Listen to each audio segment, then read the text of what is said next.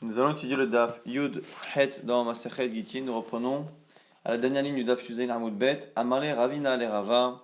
Ravina qui pose une question à Rava au sujet de la takana, du fait que les Chachamim ont obligé tout homme à écrire la date d'un get, d'un document de séparation entre un homme et une femme. Kadve Ve'odve Bekiste. Celui qui écrit le get, donc il va chez le sofer lui écrit le get avec la date, et finalement il ne le donne pas tout de suite à sa femme, il le garde dans sa poche. Mais faïsa, tipayes, en se disant du coup que si ça s'arrange, et sinon il le donne. Mai, et ici Mai, la question c'est finalement à quoi ça la takana? La takana est censée, la takana justement d'écrire la date, est censée nous permettre d'avoir la date réelle du get, de la séparation entre l'homme et la femme, pour justement éviter que l'homme puisse mentir pour essayer de garder de l'argent, de l'usufruit des biens de la femme, ou selon Rabbi Yochanan, on avait dit que c'était pour éviter de cacher un adultère éventuel de la femme. Mais quoi qu'il arrive ici, demande Ravina Rava, il y a des cas où l'homme peut finalement écrire le get en avance et le garder au cas où. Et à ce moment-là, la takana ne sert plus à rien. Réponse de la Gemara, Amarle, l'homme agdim inish pour anuta les nafshe. Un homme, en général, n'écrit pas un get en avance. S'il n'a pas une vraie raison et qu'il n'a pas réellement l'intention de divorcer, il n'écrit pas le get en avance, parce que le fait d'écrire, c'est une manière finalement de se rapprocher de quelque chose qu'il ne veut pas. Quelqu'un qui a priori ne veut pas divorcer sa femme, eh bien le fait de divorcer sa femme est censé être quelque chose de mauvais, de malheureux, et donc il ne va pas préparer, son malheur si il n'a pas décidé encore une fois de divorcer, et donc on ne craint pas ce cas rare de quelqu'un qui écrit un get en avance au cas où. Amarle Ravina le Ravashi. Ravina maintenant pose une question non plus à Rava mais à Ravashi. Gitin abaim mimdinat hayam de mikadve benisan velomato atishre. On a des get qui sont écrits en Nissan, qui sont écrits donc à l'étranger, qui arrivent en Israël plus tard, avec parfois un mois de décalage. La même question. Ma ho'ilu hachamim betakanatam. Au final, le fait d'avoir un get qui vient de l'étranger peut permettre finalement au mari de mentir, puisque le mari a envoyé le get au mois de Nissan. On va donner un exemple. Donc sur le get, il est marqué le mois de Nissan, mais la femme ne recevra le document que lorsque le shaliach sera arrivé en Israël, donc souvent un mois après. Et s'il arrive un mois après, elle n'est divorcée qu'au moment où elle reçoit le get, et donc elle n'est divorcée qu'à la fin, et à ce moment-là, la femme peut mentir. La femme peut mentir. Et au lieu de finalement laisser les pérottes ou l'usufruit de ses biens à son mari jusqu'au moment où elle a reçu le guet, elle va au Beddin, elle montre le document justement où il y a la date qui est antérieure, qui est la date en fait de l'écriture, qui précède l'envoi. Elle dit j'ai droit à l'usufruit de mes biens pendant toute cette période puisque j'ai été divorcée réellement en Nissan. Ou si elle a trompé son mari entre-temps, elle peut faire croire qu'elle était déjà divorcée. Alors que finalement, même s'il a été écrit à une date et qu'il était envoyé à une date, eh bien elle ne l'a reçu, donc n'a été divorcée qu'un mois plus tard. Ici, on a peur que la femme utilise ce temps-là de voyage et le fait que finalement la date soit la date de l'écriture, non pas la date du divorce effectif, eh bien la Gemara dit que finalement la takanat chachamim dans ce cas-là ne pourrait pas servir. Amarle, il lui a répondu Anhu kala itleu. La Gemara dit non, mais tous les cas où il y a un chaliar, quelqu'un qui vient de l'étranger et qui vient de Beddin devant deux ou trois personnes, deux ou trois dayanim, dire qu'il a été mandaté par une personne pour divorcer sa femme, en général, il y a un col, il y a une rumeur. Les gens finissent par entendre parler de cette histoire, et donc, lorsque cette femme ira au Beddin, bien qu'elle ait reçu le get au mois d'Iyar, et que finalement, dans la Tishri, on a dit en plus, Nissan Tishri, il y a plusieurs mois. Donc elle arrive avec un get qu'elle a reçu au mois de Tishri, mais comme il est marqué Nissan dessus, elle vient réclamer les pérottes, l'usufruit de ses biens depuis Nissan, ou elle vient dire qu'elle n'a pas fait d'adultère, puisque finalement elle a été divorcée en Nissan, eh bien là-dessus les gens viendront témoigner que non, puisque finalement tout le monde sait que cette femme-là a reçu un get qui est envoyé de l'étranger et que réellement ce chaliar s'est envoyé, n'est arrivé réellement que en Tishri, donc c'est la raison pour laquelle on ne craint pas le fait que la femme puisse nous mentir justement à cause de cela. Dans la Gemara, va passer une marloquette Rav Ushmael Itmar, mais matai monim la get. À partir de quand on compte justement le get? Rav Amar Mishat Netina, Ushmael Amar Mishat Ktiva. Selon Rav, c'est au moment où on donne le get, et pour Shmuel, c'est au moment de l'activa de l'écriture du get. Par rapport à quelle halakha parle-t-on? Par rapport à une halakha Chachamim, ce qu'on appelle afrana, le fait que lorsque une femme se remarie après un divorce, la femme doit attendre 3 mois, de telle sorte à ce que l'on soit certain qu'elle ne soit pas enceinte de son premier mari, et que du coup si elle accouche entre 6 et 9 mois après son divorce, qu'on n'ait pas un doute que ce soit l'enfant du premier ou du deuxième. Si une femme divorce et peut finalement se remarier le lendemain et qu'elle accouche 7, 8, 9 mois après, on ne saura pas si cet enfant est finalement un prématuré du deuxième mari ou un enfant à terme du premier mari, simplement lorsqu'elle a divorcé, elle n'a pas vu qu'elle était enceinte, puisqu'on ne se rend pas compte avant, en général, 3 mois. Donc du coup, la Gemara pose la question maintenant, ces fameux 3 mois que l'on doit attendre après un divorce, est-ce que c'est à partir du moment où le get a été écrit ou donné? Selon Rav, c'est au moment où ça a été donné, parce que c'est là qu'elle est divorcée de manière effective. Selon Shmuel, c'est l'écriture.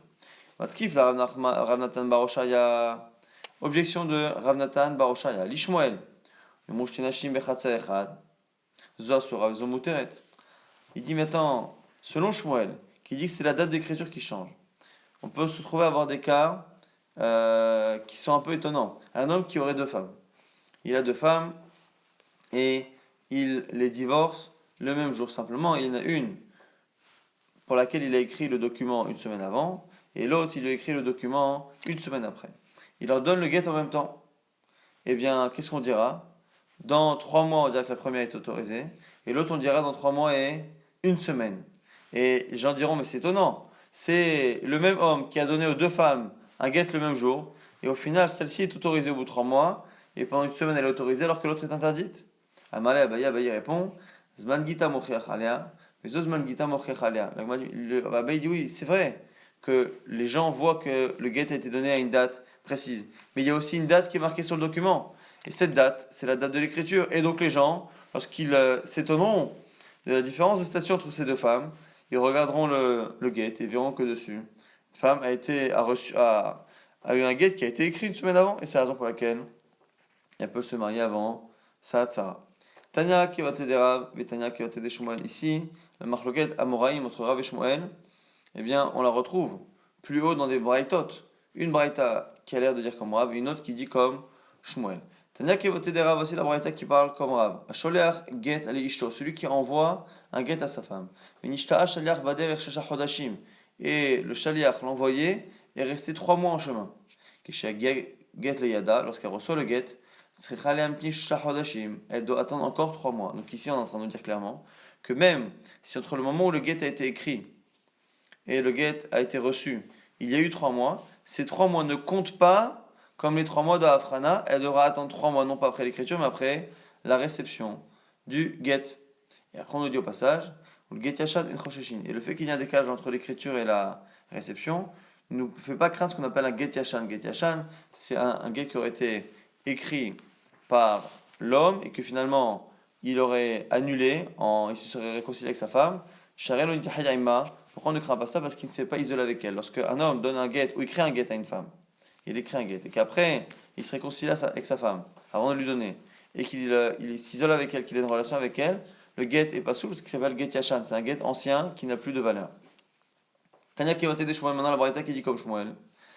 Amashlish get ishto. Ve'amarlo, celui qui laisse un get pour sa femme et il dit à celui justement qui garde le get, Al titeneula, ne lui donne pas, et la lachar ne lui donne pas avant 3 mois, à partir d'aujourd'hui.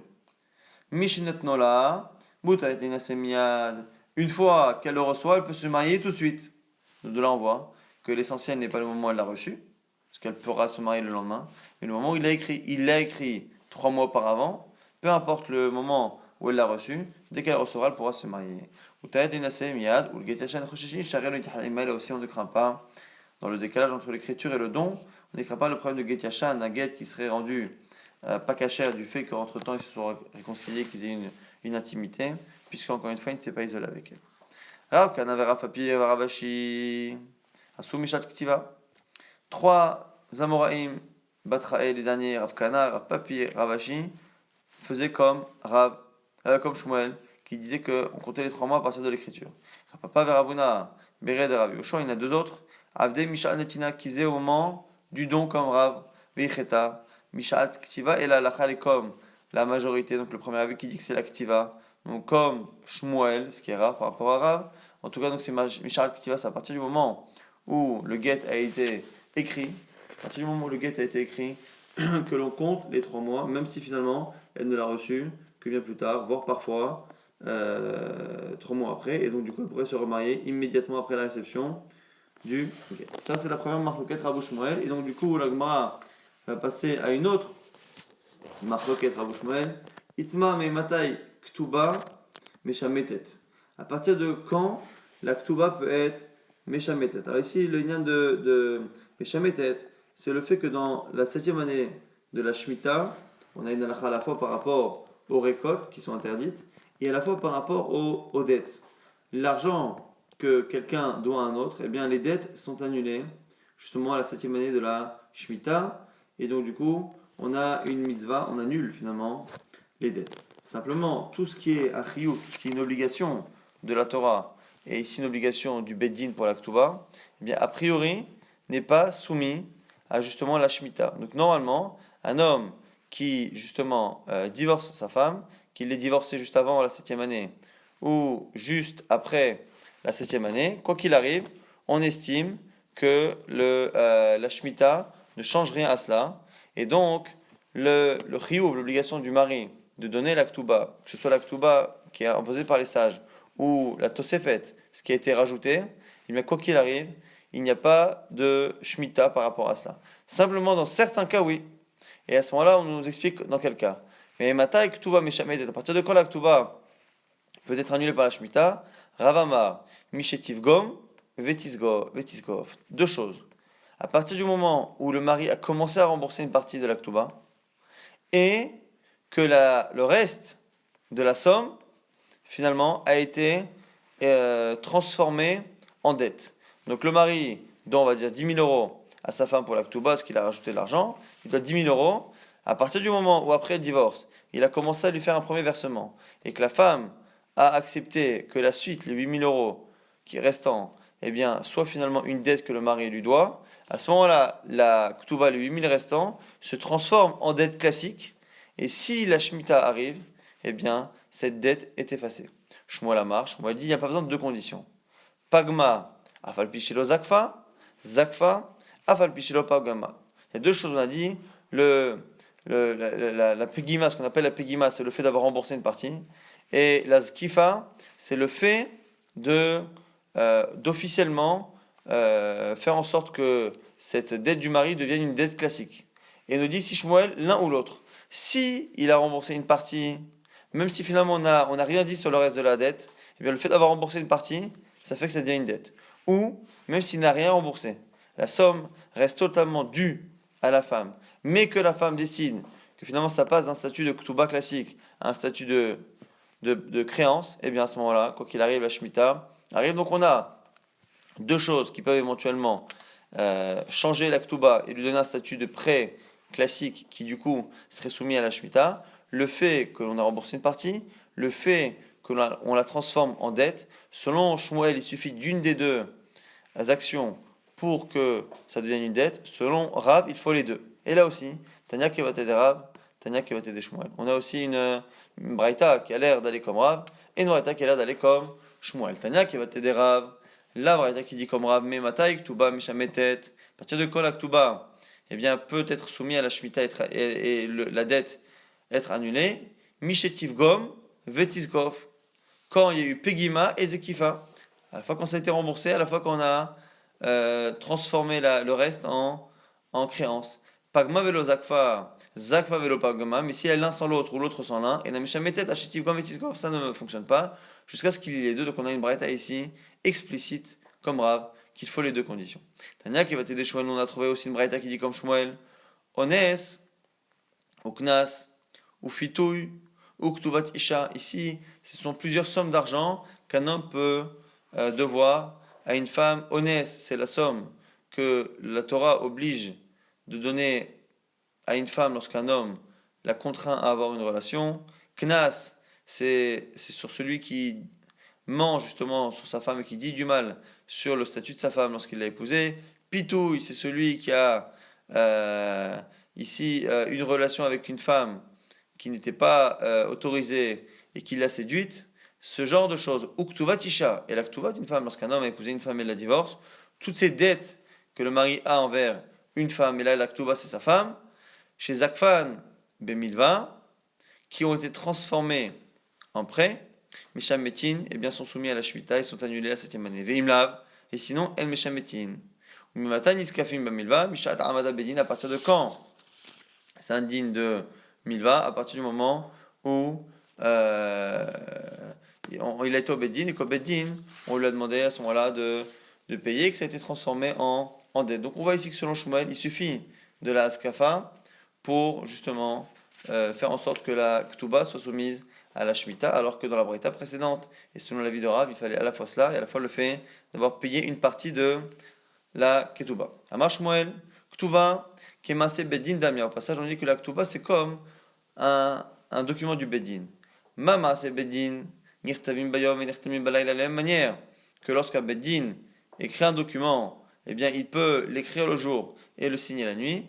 Af Ktuba Nirtavet Bayom et Nirtavet Balayla. Pareil pour la Ketuba. On ne parle pas ici du get, du document de divorce, mais la Ktuba qui justement met à l'écrit les engagements du mari par rapport à sa femme, essentiellement les engagements financiers en cas de divorce, il a cette Ktuba, et comme n'importe quel Maaseh Beddin, il peut être écrit le jour et signé la nuit. Ktubte de Rabbi Chia Barav, le fils de Rav, donc Rabbi Chia, on lui a écrit sa Ktuba, Iktub Bayom, Virtum Balayla. On lui a écrit sa Ktuba le jour et signé la nuit. Avaravatam, et donc du coup son père Rav était présent. Velom Aleu Velomide, et il n'a rien dit, c'est-à-dire que ça n'a pas l'air de l'avoir dérangé que l'on écrive la Ktuba le jour et signé la nuit. Mais Maki Shmuel Svirale, la Gemara, alors il pense comme Shmuel, la vie précédente qui dit que c'est comme Maaseh Beddin, qu'on peut l'écrire le jour et signer la nuit. La Gemara dit non, pas une preuve, pourquoi? Asukim Botoyen Havu, dans le cas là-bas de Rav et de son fils, ils ne se sont pas arrêtés de l'écrire, c'est-à-dire qu'ils ont commencé à l'écrire le jour et ils sont restés à se concentrer sur la Ketouba jusqu'à la nuit. Et dans ce cas-là, c'est particulier. Tanya, Amar Rabbi Lazar bar Rabbi Tzadok. Rabbi Lazar bar Tzadok a dit que l'Oshanu, l'interdit d'écrire un shtar le jour et de le signer la nuit, c'est que, et là, en asukim beoto inyan, lorsqu'il y a une interruption, lorsqu'on n'est pas en train de s'en occuper entre le moment de l'écriture et la signature. Voilà asukim beoto inyan kasher, mais quoi qu'il arrive, un document, quel qu'il soit, qui a été écrit le jour et signé la nuit, simplement parce qu'entre-temps, on était encore sur justement la rédaction du document, et bien quoi qu'il arrive, celui-ci est cachère. Et comme c'était le cas là-bas de Chia Barav, et bien le fait que Rav n'ait rien dit, c'est pas une preuve qu'il pense comme Shmuel, qui lui, Shmuel, pense que la Ktuva c'est particulier, qu'on peut même l'écrire le jour, ne plus s'en occuper et signer la nuit comme Maaseh Beddin. On reprend maintenant la Mishnah qui avait dit que même sur un get, si c'est écrit le jour et signé la nuit, eh bien c'est cachère alors que la nuit est considérée comme étant une journée différente. Amar Rava nous dit Maïta Amad Rabbi Shimon, quelle est la raison de Rabbi Shimon? Pourquoi selon Rabbi Shimon ça marche? Un get qui est écrit le jour et signé la nuit, Kassavar il pense, Kevan Shinatan Ainav le Garsha, Shuv Eino Perot. Il pense quoi? Il pense qu'à partir du moment où il a voulu divorcer sa femme, l'homme, donc c'est le moment de l'écriture, eh bien il n'a plus le droit au perot, il n'a plus le droit de profiter de l'usufruit des biens de sa femme.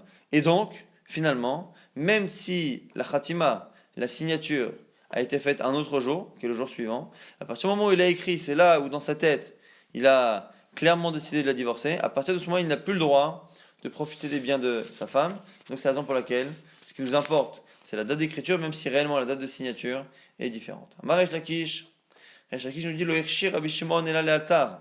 Aval Mikan Vad Asara Yomim Lo. Nous dit Resh Lakish que Rabbi Shimon qui autorise quelque chose qui est écrit le jour, signé la nuit pour un get, c'est jusqu'à 10 jours de décalage. Après 10 jours, non. Chayshinan Shema Payes. On a peur que pendant ce temps-là, eh bien, ils se soient réconciliés et que finalement le get soit un get Yashan. Donc pour une autre raison.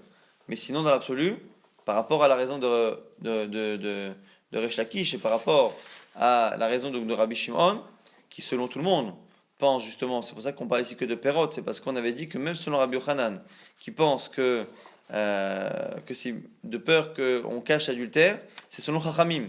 Mais Rabbi Shimon au final, que ce soit selon Resh Lakish et selon Rabbi Yochanan, pense que c'est un problème de Perot, un problème justement d'usufruit des biens de la femme.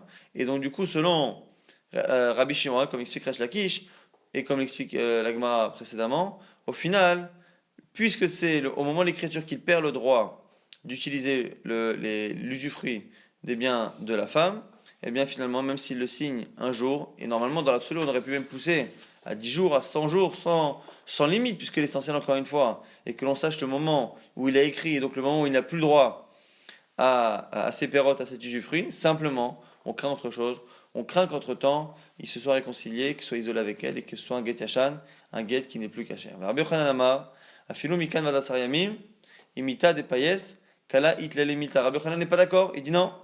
Il dit que plus que 10 jours même. Pourquoi? Parce que lorsque un homme qui a écrit un guet pour sa femme, donc qui a décidé de la divorcer, les gens sont au courant qu'ils veulent la divorcer, au moins le voisinage, eh bien lorsqu'ils se réconcilient et qu'ils se remettent ensemble, en général, les gens du voisinage, leur entourage, est au courant. Et donc, si on n'a pas entendu de rumeurs comme quoi ils se sont remis ensemble, et bien même s'il y a un décalage assez important entre le moment de l'écriture et le moment de la signature, puisque essentiellement c'est l'écriture qui lui fait perdre les pérotes, et sur le Rabbi Shimon on est dans un problème de pérotes, c'est l'écriture qui lui fait perdre les pérotes usufruits des biens de sa femme, eh bien, on s'en fiche qu'il ait été signé bien plus tard, puisque sur le Rabbi Hanan, on ne craint pas le fait qu'il se soit réconcilié, que le gars soit devenu pasoul, car sinon, on aurait su qu'il se soit réconcilié.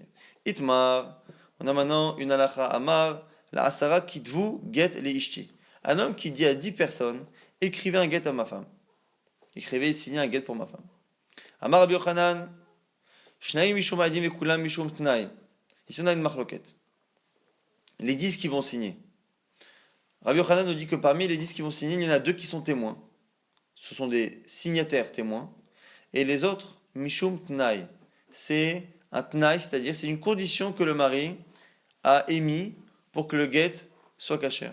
Resh Lakish Amar, Kula Mishum Adim. Resh Lakish nous dit qu'ils sont tous des signataires témoins. L'Agmar expliquera la nafkamina, la différence qu'il y a à la Chal Maaseh entre le fait que ces 10 personnes qui doivent signer, qui quoi qu'il arrive doivent signer sinon le guet n'est pas caché.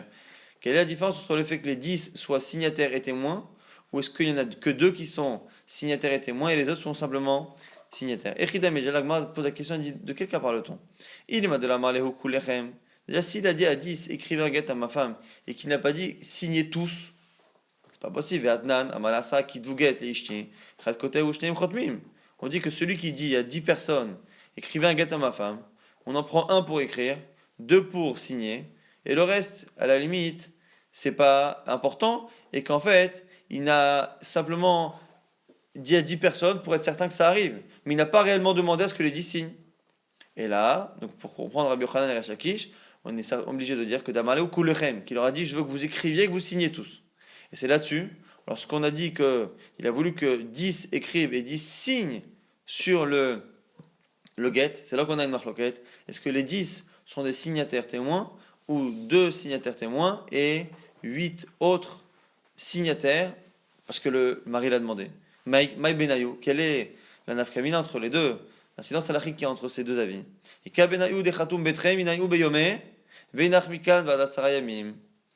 Dans le cas, la nafkamina c'est quoi? C'est lorsque finalement ils sont 2 à avoir écrit et avoir signé le jour même, et les autres, eh bien, ont signé dans les jours qui ont suivi, Mikan Asamim, entre les 10 jours qui ont suivi. Madame Mishum Tnaï, Kacher, celui qui pense que c'est un Tnaï comme Rabbi Yochanan, c'est Kacher. Madame Mishum Aidim, Pasoul.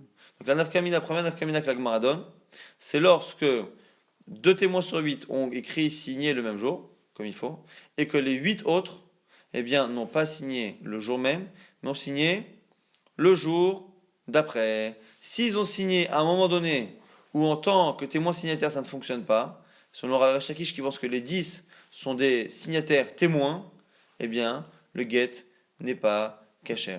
Dans le cas où on pense comme Rabbi Yochanan. Rabbi Yochanan qui pense qu'il y a deux témoins signataires. Les autres, c'est une condition que le mari a émis pour que le guet soit bon, eh bien, il n'y a pas de nécessité à ce que ce soit signé le même jour que l'écriture. Il n'a mis autre possibilité de différence. Karov au pasoul, ou si un des huit n'est pas cachère, c'est pas un témoin cachère ou c'est un proche de la famille, eh bien, dans ce cas-là, les madame mishum tnaï cachère, celui qui pense que la raison pour laquelle il a demandé aux 10 d'être sur le document, c'est pas parce qu'il voulait les 10 témoins, il voulait que les 10 personnes signent. Mais après, ça ne le dérange pas qu'elle ne soit pas cachère. La madame mishum edim, parce que celui qui dit qu'il veut que le mari a demandé 10 signataires témoins, eh bien, si il y en a un qui n'est pas apte à témoigner, eh bien le guet n'est pas caché. Ichatum betrila karov pasoul. Amrela kacher, ve amrela pasoul. Maintenant la question c'est lorsque les deux premiers sont pasoul. Donc selon Resh Lakish, on ne se pose pas la question est-ce que les 10 doivent être des témoins. Mais selon Rabbi Yochanan, où 2 sont témoins et les 8 autres ne sont pas des témoins. Ils doivent signer ce que le mari l'a demandé, mais ils n'ont pas de halachot par rapport au témoignage classique sur un get. Lorsque maintenant les deux premiers, qui sont les témoins principaux, sont pas cachés, alors Amrela caché, et Amrela pasoul. Il y a une marque locale qui disent que c'est caché, d'autres qui disent que c'est pasoul. Amrela caché, naïhu. Un qui pense que c'est caché quoi qu'il arrive, parce que finalement sur les 10, il leur a demandé de signer, et sur les 10, on a la possibilité de dire qu'ils ne sont pas importants, et que ce n'est pas eux qui sont les vrais signataires. Et donc du coup, on peut dire que même si ce sont les deux premiers qui ont signé, et qui, comme ils ne sont pas cachés, on ne dira pas que c'est eux les témoins signataires, mais que ce sera les autres, ou deux autres. Et après là, ceux qui disent que c'est pas soul, c'est de peur que finalement, les gens croient en voyant les premiers signataires, en pensant que c'est les deux les plus importants, en voyant qu'ils ne sont pas saouls, eh bien on va se tromper, on va les utiliser pour un autre document, ou on va croire que pour des documents classiques, on peut utiliser des témoins qui ne sont pas cachers. Et donc c'est la raison pour laquelle on a un avis qui pense que ça ne fonctionne pas. On va très rapidement résumer le DAF. On avait vu qu'on ne craignait pas qu'un homme écrive un get en avance, avant même d'avoir envie de divorcer sa femme, parce qu'un homme n'écrit pas quelque chose qui est pour lui est signe de mauvais présage, de malheur, donc il n'écrit pas le get en avance. Après, on avait vu que on ne craint pas aussi qu'une femme puisse nous mentir lorsqu'elle reçoit un get tardivement, qui a été envoyé de Chutz on ne craint pas qu'elle puisse nous faire croire qu'elle a été divorcée depuis le moment de l'écriture, qui était plusieurs mois auparavant. Pourquoi? Parce qu'en général, lorsque un envoyé vient de Chutz, on est au courant. Donc tout le monde pourra infirmer ses paroles et dire que finalement, bien que le document soit daté du mois de Nissan, on sait très bien qu'elle ne l'a reçu qu'au mois de Tishri, et donc elle ne pourra pas récupérer l'usufruit de cette période-là, et elle ne pourra pas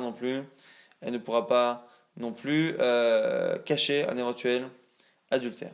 Maintenant, par rapport au din de Afrana, les 3 mois que l'on attend lorsqu'une femme est divorcée avant de l'autoriser à se remarier, on a une marloquette Rabou Shmuel, est-ce que c'est au moment de l'écriture que l'on compte, ou c'est à partir du moment du don du guet? Et l'halakha était clairement que c'était au moment de l'écriture, même si la femme ne reçoit le guet que 3 mois après, elle pourra se marier le lendemain, c'est au moment de l'écriture que l'on compte les 3 mois. Par rapport à la Shemitah, par rapport au fait qu'une dette en général, la 7e année de la Shemitah est annulée, on avait une marloquette. Qu'est-ce qui fait qu'à un moment donné, une dette de Ktuba qui en général n'est pas soumise justement à la Shemitah, à partir de quand une dette de Ktuba peut justement, oui, être soumise à la Shemitah? Selon Shmuel, à partir du moment où on a remboursé une partie de la Ktuba, ou si la Ktuba a été transformée au Bedin en dette, que la femme a demandé à ce que ça devienne une dette. Selon Rav, il faut les deux conditions. À la fois le fait qu'on ait payé une partie et à la fois le fait qu'on ait transformé la Ktuba en dette. Selon Shmuel, une seule des deux conditions suffit. Et on avait vu qu'on avait des braïtot, comme Rav, et des braïtot qui allaient comme Shmuel.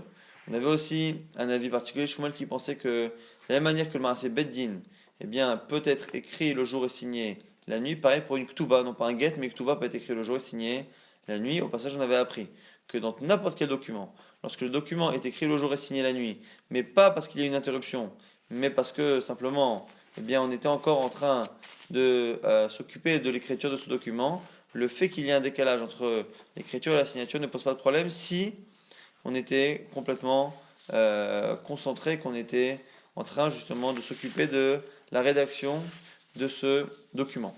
Au sujet de l'avis de Rabbi Shimon, on avait dit déjà hier qu'il y a une marloquette, Tanakama Rabbi Shimon dans la Mishnah, et que autant sur Tanakama, qui dit qu'on ne peut jamais décaler l'écriture et la signature d'un get, même de quelques heures, même d'un jour, on avait une discussion, Resh Lakish et Rabbi Yochanan, est-ce que finalement la raison, c'est de peur qu'un homme cache l'adultère, ou de peur que l'homme essaye de récupérer l'usufruit des biens de sa femme dont il n'a pas le droit, par rapport à l'avis de Rabbi Shimon qui disait qu'on pouvait tolérer entre le jour et le soir même et le lendemain, on pouvait tolérer un décalage entre l'écriture et la signature, tout le monde est d'accord que c'est parce qu'il pensait que l'essentiel de la takana d'écrire la date était pour éviter que l'homme récupère l'usufruit des biens de sa femme. Et donc finalement, selon Rabbi Shimon, pourquoi on peut tolérer un décalage? C'est parce que l'essentiel de l'usufruit, le père, le mari perd le droit à l'usufruit à partir du moment où il écrit le document, à partir du moment où il veut la divorcer. Et donc du coup, même si la signature